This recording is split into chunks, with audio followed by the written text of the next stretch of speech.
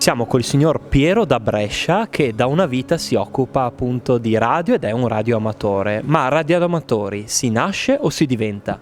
Ma secondo me si nasce, si può anche diventarlo, perché no? Io lo sono nato, nel senso che all'età di 5 anni, manovrando la radio di casa, mi è capitato di ascoltare un discorso, direi poco drammatico.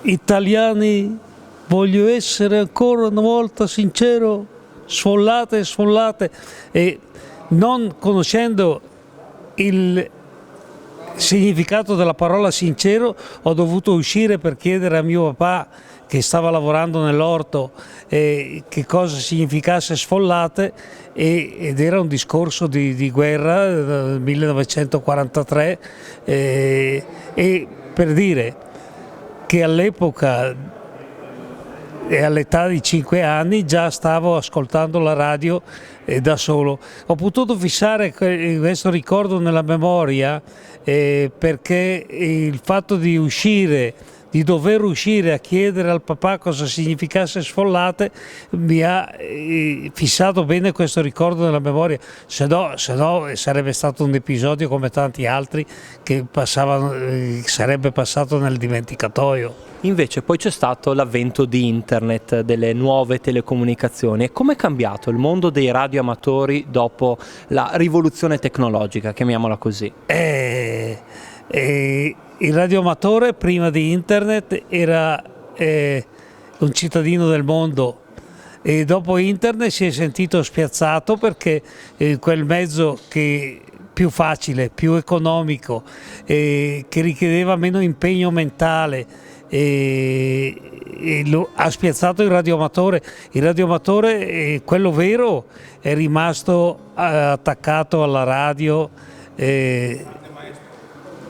Non ti Vede che ha anche dei fan qua, ma adesso ci mostri un po' che cosa ha portato qui a Santa Lucia.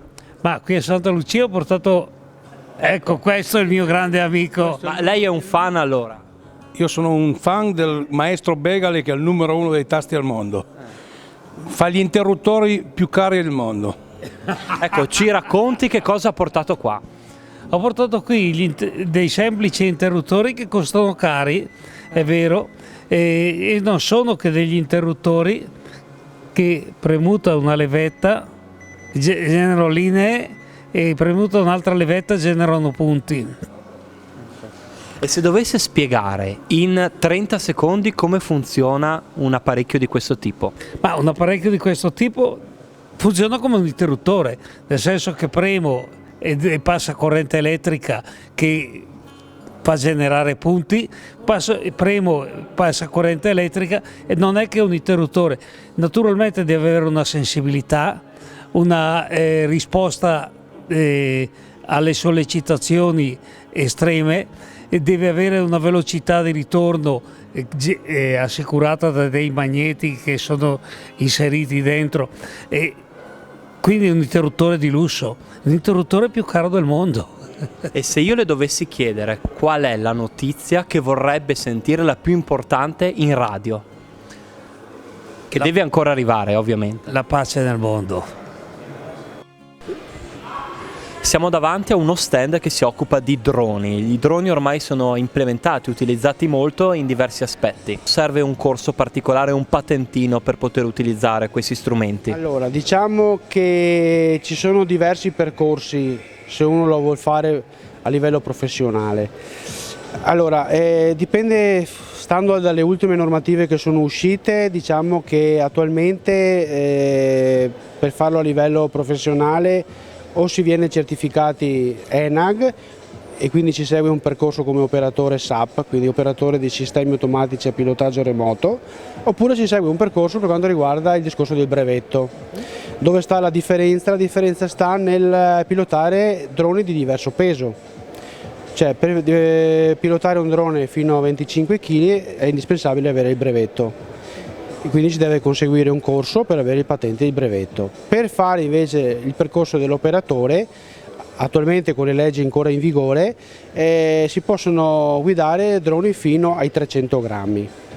300 grammi che però devono essere omologati e certificati e autorizzati ENAG. Da quanti anni viene qui a Santa Lucia? 3 anni. E che cosa propone lei al pubblico di questa fiera? Ma surplus in elettronica, tante cose che non si usano più, tante cose invece che uno che ha un po' di manualità arriva a ripristinarle, perché non si dovrebbe mai buttare via tutto, perché c'è una cultura del fatto di quel momento. E c'è ancora tanto interesse in Italia per questo mondo, per il mondo dei radioamatori? Ma il mondo dei radioamatori ha sicuramente un interesse, è sempre stato importante, è sempre stato anche a fianco alle persone negli aiuti, nei momenti difficili della vita sociale, per cui il radioamatore è molto importante secondo me, insomma. Allora, che funzione ha questa cartolina? Queste cartoline si chiamano QSL e sono delle cartoline che i radioamatori si mandano a riprova di quando fanno collegamenti tra di loro, che si chiamano QSO, questi collegamenti. Ogni radioamatore ha la sua, con tutti i dati, all'interno poi o all'interno o sul retro ci sono tutti i dati del collegamento. Ed è bello anche tenerli come ricordo di tutti i collegamenti che si è fatti in tutto il mondo. Noi non abbiamo biglietti da visita, ma abbiamo le QSL.